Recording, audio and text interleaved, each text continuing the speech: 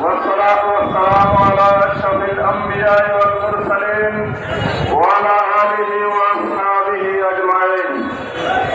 জুলাই বিপ্লবের বর্ষপূর্তি উপলক্ষে উখিয়া উপজেলা জামাতের উদ্যোগে আয়োজিত আজকের এই বিশাল গণমিছিলোত্তর সমাবেশের সম্মানিত সভাপতি উখিয়া উপজেলা আমির মৌলানা আবুল ফজল সাহেব বিশেষ অতিথি।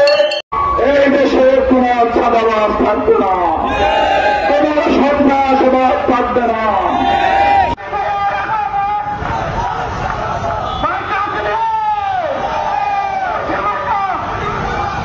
নতুন বাংলাদেশের দিকে তাকিয়ে আছে, যে বাংলাদেশে মানুষের অধিকার প্রতিষ্ঠা হবে।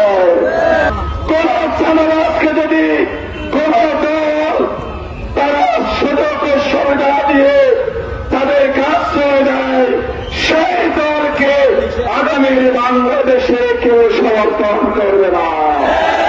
আমরা বলতে চাই, কোন ব্যক্তি যদি কোন চাঁদাবাজকে আশ্রয় দেয়, সেই ব্যক্তিকেও বাংলাদেশের মানুষ প্রত্যাখ্যান করবে, ঠিক কিনা? কোন পরিবারও যদি কোন চাঁদাবাজকে আশ্রয় দেয়, সেই পরিবারকেও বাংলাদেশের মানুষ প্রত্যাখ্যান করবে ইনশাআল্লাহ। 2000 জুলাই যুদ্ধ শহীদের বিনিময়ে যে বাংলাদেশ আমরা পেয়েছি, সে বাংলাদেশকে আমরা কোন চাঁদাবাজের হাতে ছেড়ে দেব না। আজকে উখিয়া টেকনাফের হাজার হাজার গণমানুষ রাস্তায় নেমে এই মেসেজ দিচ্ছে, নতুন বাংলাদেশ হবে বৈষম্য মুক্ত বাংলাদেশ, নতুন বাংলাদেশ হবে চাঁদাবাজ মুক্ত বাংলাদেশ।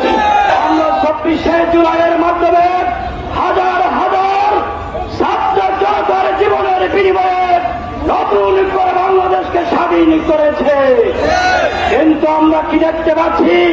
এখন বৈষম্য মুক্ত হয়নি। আজকে উখিয়া উপজেলার প্রতিটি পাড়া মহল্লা থেকে মিছিলে মিছিলে আমাদের এই গণমিছিলকে আপনারা যে সাফল্যমণ্ডিত করেছেন, আমাদের উখিয়া উপজেলা জামাতের পক্ষ থেকে আপনাদেরকে আমরা মোবারকবাদ জানাচ্ছি, ধন্যবাদ জানাচ্ছি।